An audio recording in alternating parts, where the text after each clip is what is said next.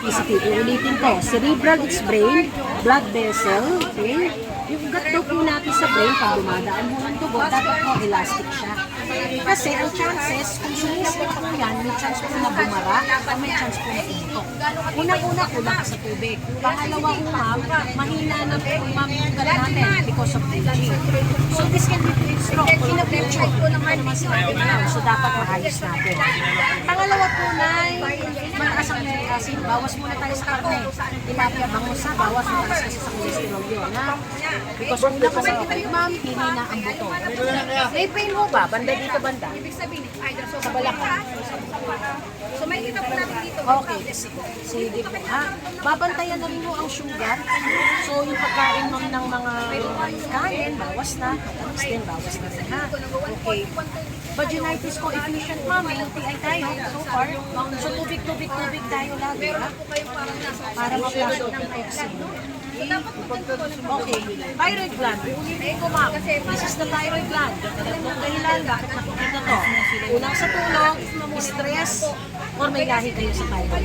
Now, ang consequences kasi yan, ma'am, pag nagka-problem to, imbalance ng hormones, lalabas kasi bukol sa mattress, sa ovaryo, sa suso. Okay? So far ngayon, wala pa. Kaya lang, another ko, hindi, ma'am. May inflammation ako sa breast. Dahil may problem na to, nakita ko na ulit inflammation. Para makita nyo ho ito, mabalidate ito. Talaga bang meron ako sa breast? Makikita lang ho natin ito 3D ang ultrasound na gagawin sa atin. Kung i-rate pa po kayo ngayon, ma'am, ang 3D ultrasound yun sa hospital that cost 10,000 pesos.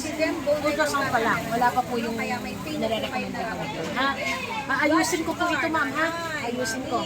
Nakita nyo naman demo ng flax oil kanina. Okay? Ma'am, hirap kayo huminga eh. Nagre-report po ang puso na bumubomba. Kasi ano reason, ma'am, di ba? Yung thyroid may problem.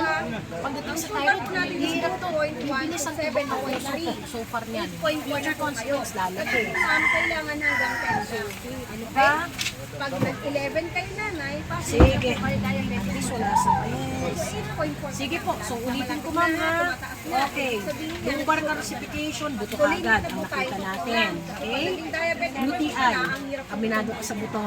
UTI, meron na rin ho tayo. You experience manitan-kulitat. Sabi dito. So, confirm to, ha? Okay. Mahina ang thyroid gland. Uulitin ko. Ayusin natin ang tulog. Bawal na stress, ha?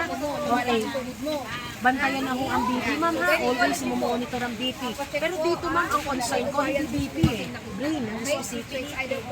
Kasi maisip. Tsaka, ma'am, yung meron siyang parang may kumipit. Ganon, tsaka may head. So, ayusin.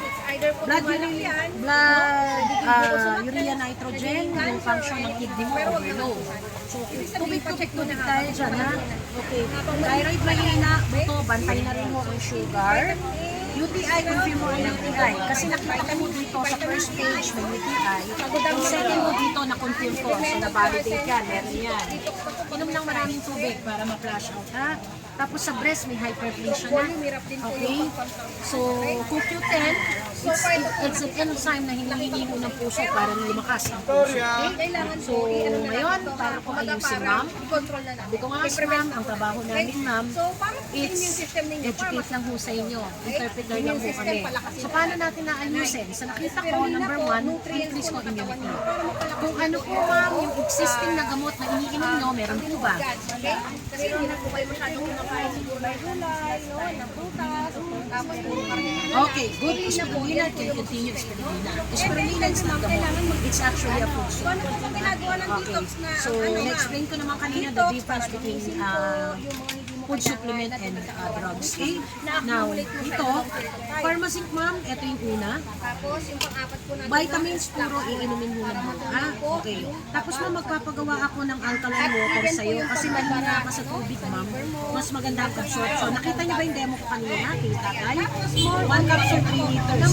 Yung flax oil, ma'am, magto 2 times a day tayo. Okay? After ng AM or PM, ha? To get a discount po para dito, ma'am. Doon na lang po kayo. I-explain nila. Okay? You can continue your spelling. Okay po ba? Sige, ma'am. Thank you, ha?